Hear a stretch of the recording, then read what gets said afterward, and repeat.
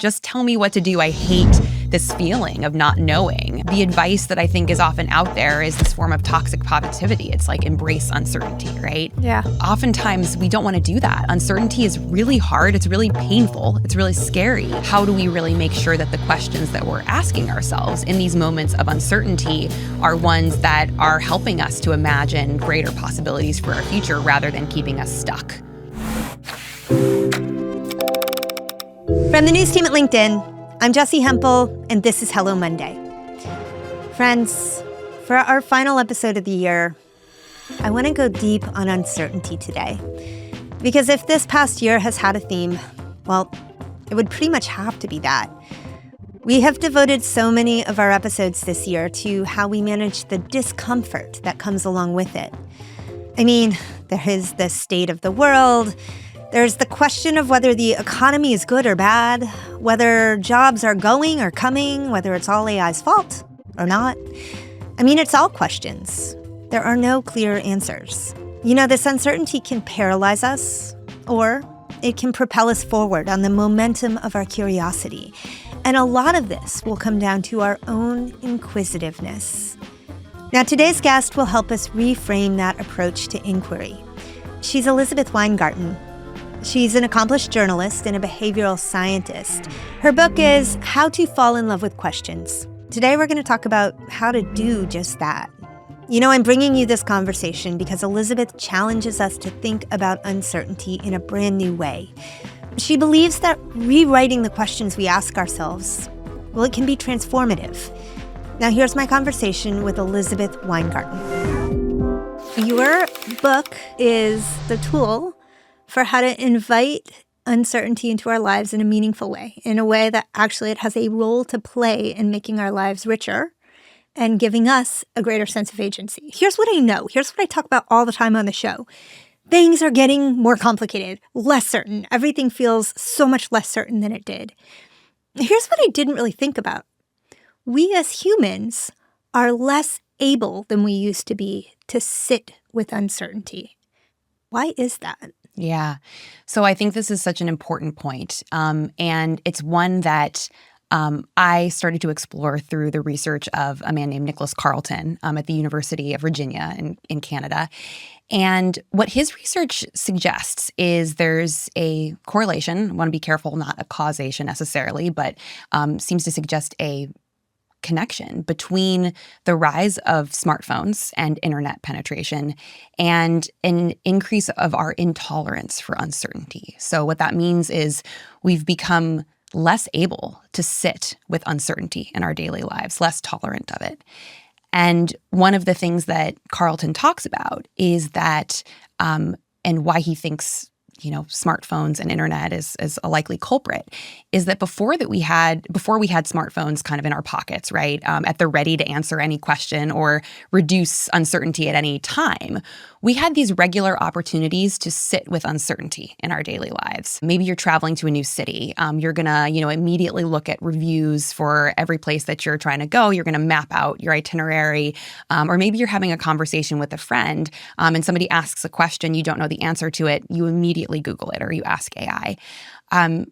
All of these ways that we used to be able to sit with uncertainty have kind of vanished. And so if you think about uncertainty kind of like a muscle, all of a sudden it's atrophying our ability to sit with uncertainty. You're right. Every small way in which uncertainty used to infiltrate our lives, because our lives were rich with the possibility of living in the moment now and not really worrying about the moment ahead of us till we got there, have evaporated with our access to information. I mean, let's decouple it a second from technology. Well, what we have right now is access to infinite information and access to the tools, tech tools and others, to choose the way we want to make sense of that information. And we also have this narrative trope that that's good for us, right? We live in the age of information.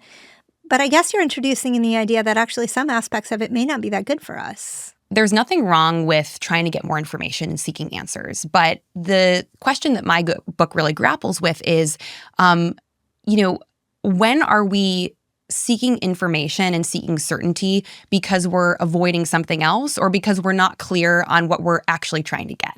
Right. I start the book with this big question that I was asking. during the pandemic, and many of us were going through a lot of uncertainty during that time. That's an understatement. Yes. I mean, let's just all remember what that feeling for anybody, regardless of your experience, was like. Absolutely. I mean, talk about uncertainty and fuzziness. And ground just like shifting beneath your feet every day. You never knew what was going to be in the headlines the next day. I mean, just kind of peak uncertainty at a level that I think none of us had ever experienced, right? I had been with my husband at that point for many years, or my then husband at that point. And we had this relationship that was really kind of characterized by a lot of love, but also for me, a lot of doubt. And a lot of that was rooted in a different way that we interpreted care in our relationship. To me, care often meant validation. And to him, care meant kind of critical exploration. Right. And so for folks that have that dynamic playing out in their relationships, you know that it can lead to a lot of tension and kind of argumentation. So I was at this point where we had been married for a few months, and I was asking this question of, did I marry the right person and should I get a divorce? And that's the question that I start the book with. At the same time, I had recently left a job that was no longer the right fit for me to pursue a creative project. That was also failing. So I had this kind of marriage that felt like it was failing and a career that felt like it was failing. And so I was also asking this question of, what am I doing with my life? Right. So that's how I begin the book. You were asking this question of what am I doing with my life under the framework that suggested you should also be able to pretty succinctly answer it if you just thought hard enough about it. Absolutely. I think I had grown up believing that if I just did the right things in the right order, it would become clear. And if I just worked hard enough, right? I think that was a belief underpinning everything. And I had spent the previous many months working as hard as I possibly could on this creative project. And when I started to realize, oh, this isn't going to happen the way that I want it to, I think that belief started to just crumble. And I was left with like, well, what do I do now? And so that belief crumbled perhaps outside of your own ability to control it. While at home, you do have some agency in this marriage you're in, but you're also uncertain. And the only way really to navigate uncertainty is to choose for it or against it. Or at least that's sort of what we're afraid of. But you enter the book and you don't start a book with the choice. You start a book with the condition. And the condition is like, okay, how do I live in this moment where I don't know? Yeah. And I think for me, and I think for a lot of people, in that moment of uncertainty, I felt a tremendous amount of pressure to just choose. Yeah. And I had presented this question that I was sitting with, should I get a divorce? Part of the problem with what I was dealing with at that moment is I think I was asking the wrong question. I was asking this kind of binary question that was shuttling me into a yes or no. And ultimately, neither of those answers felt right for me. And so I think part of what I learned and kind of explored through science and art and spirituality and all of these different disciplines was, how do you kind of sit in that moment differently in which you don't know, rather than seizing after these kind of fast, easy answers that are readily available in our culture, right? Whether it's, a guru that you might follow or AI or, any number of places that are all too willing to say, hey, I have the answer to this deep personal question of yours. And if you just do what I say, you'll get there. First of all, that's often not true, right? For some of these big, meaningful life questions, only we actually have the answer. Nobody else could tell me if I should get a divorce, right? It had to be something that kind of came from me and my partner. And yet the temptation was very powerful in that moment for somebody else to tell me what to do. That was kind of all I wanted, was like, just tell me what to do. I hate this feeling of not knowing and sitting in this uncertainty. I love the fact that you just used the word hate, because it's so visceral, right? Yeah. Like that not knowing is so hard. And it kind of breaks the brain, what you just said, which is like, okay, so the question is, should I get a divorce? And so that's set up for a yes or a no, and neither of those answers is right. just the condition of that breaks the brain, Yeah. right? I appreciated that you actually laid out a framework for 4 different types of questions, right? This is one kind of question that we need to grapple with in our life. But maybe you could walk us through the way that you think about inquiry generally. Sure. So when you write a book about questions and you start talking to people about this, naturally the question that comes up is, what kind of questions are we talking about? Are we talking about what am I going to have for dinner? Or are we talking about who am I, right? And so I had to figure out a way to kind of categorize these questions. But more importantly, the book is really about how do we get unstuck from uncertainty by forming a different relationship to our questions. And so part of that means getting to know our questions a little bit better, the way you would anything or person that you try to have a relationship with. So the 4 types of questions, I kind of liken them to parts of a fruit tree. And so bear with me, because I know some people are probably like, what are you talking about? The first part, the first type of question is like a peach question. And so peaches, they ripen pretty quickly. And so you can think about this as a question that you're going to get to know the answer pretty quickly to this question. So say it's a question like, will I get the job, right? You're going to know fairly quickly if you know the answer to that question in a few weeks or months. Yeah. The second type of question is a pawpaw question. Pawpaw trees, it can take them 5 to 7 years to grow fruit. So this is a question that it is going to ripen into an answer. It's going to ripen on a slightly different time scale. So maybe you're asking a question about whether a fertility treatment is going to work for you. Maybe you're asking a question about whether a career switch is going to really help you find that sense of meaning and purpose that you're looking for in your life. Right. What kind of school does my son eventually need? Right. I know there will be an answer to that question, but right now is now not the time for that answer. Yes, exactly. The third type of question is a heartwood style question. And heartwood grows with the tree. So it's the core of the tree. It lends it its kind of stability and gives it that sense of equilibrium and security over time. Right. And so these are the questions that they stay with us, right, throughout our lives. The questions like, who am I? Who am I becoming? How do I live a life of meaning and purpose? And so these are primarily the types of questions that I'm exploring in the book. They're the questions about relationships, identity, love, loss, right? The fourth type of question is a dead leaf question. It's a question that kind of keeps us stuck in a pattern of like rumination and regret. It's, what if I had taken that job? What if I had never broken up with that person? And these are the questions that you're really better off kind of letting go of. I liked your succinct advice to just do away with those questions because we all have them. And I would posit that actually our tendency to embrace and fixate on those questions as a sort of form of anxiety has likely increased. Yes. Because we feel with all the information that we have around us that we should be able to, in the moment, make better decisions. And therefore we regret deeply decisions that we feel we could have done something different around.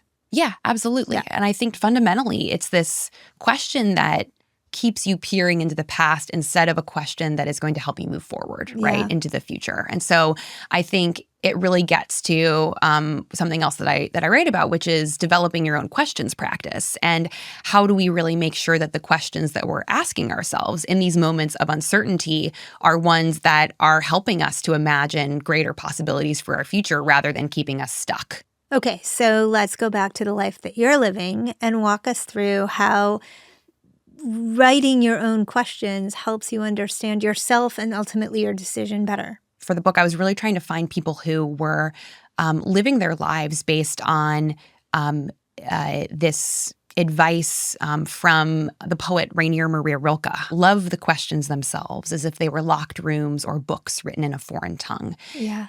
And so the exploration that I did was really around, okay, how do you actually love the questions of your life? How do you form a different relationship to those questions? Because as we talked about before, I was in this moment where I hated the questions. And so what I started to do was find people who really had lived their lives based on this strategy, based on this desire to figure out how do they love the questions or how do they be in a different type of relationship with the questions of their lives. And one thing that I discovered is that folks who were doing this really well were using questions as a kind of internal GPS. And so they were really kind of using questions to guide them back to who they really were, what they really wanted at different points in their lives, versus I think sometimes we can subconsciously be asking questions or holding questions. They're not even our questions. They're someone else's question. And they're not actually guiding us back to something that we really want. They're guiding us towards the expectations that someone else has for us or society has for us. That feels true. But I wonder if you might, and I know you do so beautifully, I wonder if you might walk us through an example of someone who is using the question as a GPS. So one of the characters that I write about in the book is Parker Palmer, and he is an activist and educator who has many incredible books, one of them called Let Your Life Speak. And he writes about how for much of his life, he was the golden boy.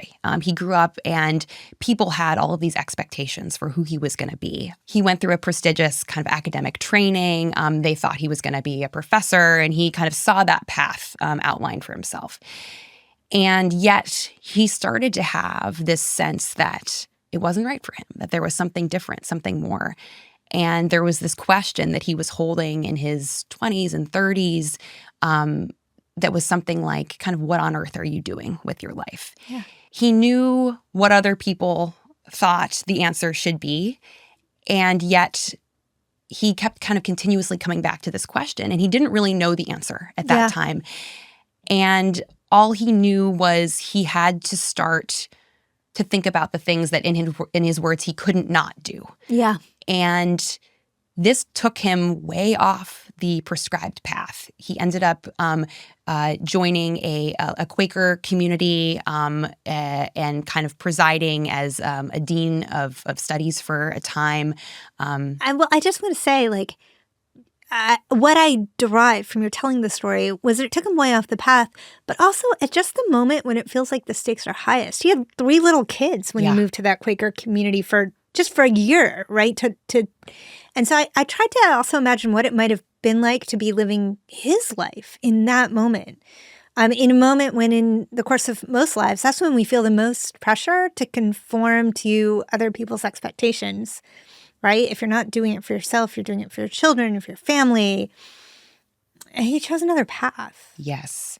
And that weighed on him tremendously. He talked to me about how he felt, the very real financial pressure and strain of knowing he was responsible for this family, but also feeling like he couldn't compromise on what he felt called to do. And so there was a very real grappling that had some very dark moments for him. And I think this is really important when we talk about our relationship to uncertainty and our relationship to questions, is that the advice that I think is often out there is this to me, it's this form of toxic positivity. It's like, embrace uncertainty, right? Yeah. And I think oftentimes we don't want to do that. Uncertainty is really hard. It's really painful. It's really scary. Yeah. And I think this was a question that for him was often really scary and painful. And yet he kept coming back to it as this kind of North Star that helped to guide him through his life. And I think it's one of those kind of heartwood questions where if we take the time to kind of actually listen to what is it that we can't not do? So let's go back to your life, because that is where we started. So what did this level of inquiry and this approach to inquiry open up for you? What changed? I think throughout my own personal journey, one thing that I learned was the power of changing the question that we're asking in those uncertain moments. And so for me, the question of should we get a divorce ended up changing into a question that was more like, how would we both need to change in order for this partnership to work? There was a way that I was approaching my conversation and my relationship with him that was limiting the possibilities, essentially, for kind of what our relationship could look like in the future and what we could be. And so it really was kind of identifying, and it sounds really simple, right? But identifying that the question was wrong and how could we approach that question together differently, that ended up opening very different conversations and helped us find very different ways to address the challenges that we were facing. So much of your search for better questions, for deeper questions, and for how to sit with the questions actually also felt like an invitation to just know yourself better, right? So much of what you are actually trying to figure out is this the deepest expression of who I am? And can I find the deepest expression of who I am here? Yes. A big insight for me was that our relationship to uncertainty is really a reflection of our relationship to ourselves. Yeah. And I think about that a lot because I often get this question now of, well, how do I deal with the uncertainty in the world, right? And I completely appreciate as a citizen of the world that what we are going through right now is there's a lot happening. Yeah. And also, most of it we cannot control. And so what can we control? What is within our kind of range of agency and power? Right. It starts with kind of that self-awareness and that ability to understand ourselves, but it can feel very tempting, I think, to try to attach ourselves to the external in these moments when ultimately that's not going to help us feel any better. A lot of things feel pretty grim right now for people who live in North America and probably beyond. How do we ask better questions about the moment? So I think that it gets back to a kind of core principle. Is the question that you're asking one that is opening up possibilities, or is it limiting them? Is it keeping you in the past, or is it helping you move forward? And I think back to something that this wonderful Zen Buddhist practitioner, Joan Sutherland, told me. And it's something like, I'm going to paraphrase her quote, that a great question blows the doors off a room. It makes the room bigger. Yeah. Are we asking a question that's making our world bigger? Or is it narrowing it? Is it making us feel kind of more constricted, more afraid? And it also, I think, is rooted in what is particularly challenging in moments like this, which is how do we approach uncertainty and some of these questions with more curiosity than fear, right? And I think that is one of the most difficult things to do. But that is often the way that we end up asking better questions, questions that are more open, that help us see the full kind of breadth of solutions ahead of us versus questions that keep us feeling kind of narrow and constricted and afraid. Do you feel like you're still living in the questions they began asking in 2021, a few months after you got married? It would be very disingenuous for me to sit up here and say like, oh, my marriage is perfect every day and I never have any relationship questions. That's absolutely not the case. That said, that moment in my marriage was a catalyst for a very different relationship and a very different way of communicating and knowing each other and knowing ourselves. Yeah. And so I think that set of questions is one that we're no longer living. That said, I think the set of questions about career and what am I doing with my life, I think that's a question I'm always going to be asking. Yeah. So, and I kind of like I actually, that's maybe a question that I've learned to love a little bit more than I did. You know, so often I think when our listeners find us, our community finds us, they find us out of need. And often the need comes out of burnout. They've been doing a thing for a really long time. And either because they've been laid off or because they haven't been laid off, they look up and think, I don't like this thing. Yeah.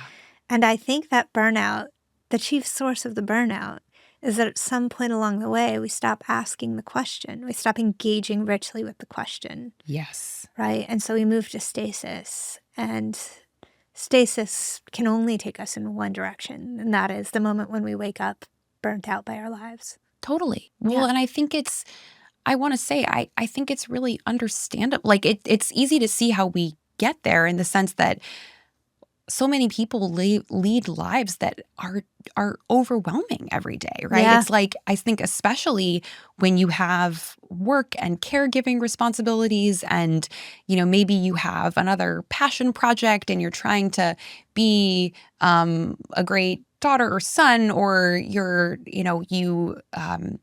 trying to kind of be that ideal for everybody in your life. It's no wonder we get burnt out. Yeah. And it's no wonder that we maybe feel like we don't even have time to ask the questions, right? Yeah. And we're so exhausted that the idea of taking time to reflect, and it can also feel scary, right? I think we get kind of stuck in these patterns of work and life, and asking the question, opening that up, feels very daunting, I think, to a lot of people. And yet it, in a lot of ways, can be the key to figuring out what is that way forward look like out of the burnout. That was Elizabeth Weingarten, journalist, behavioral scientist, and author of the book How to Fall in Love with Questions. Check it out wherever you buy your books. You know, this conversation feels so relevant to this moment that we're in right now. I'm still thinking about Elizabeth's advice that if you're stuck on a question, one that seems to demand a binary answer, well, it might be a sign that the question itself is wrong. You know, not every question needs an answer. In a world that gives us unlimited access to information, we should cherish moments of the not knowing, the uncertainty. We can use the questions that continuously persist in our lives as an internal GPS, guiding us toward what we really want. All right, here we are in December. And friends, if there is one wish I have for you, it's a little bit of spare time, downtime.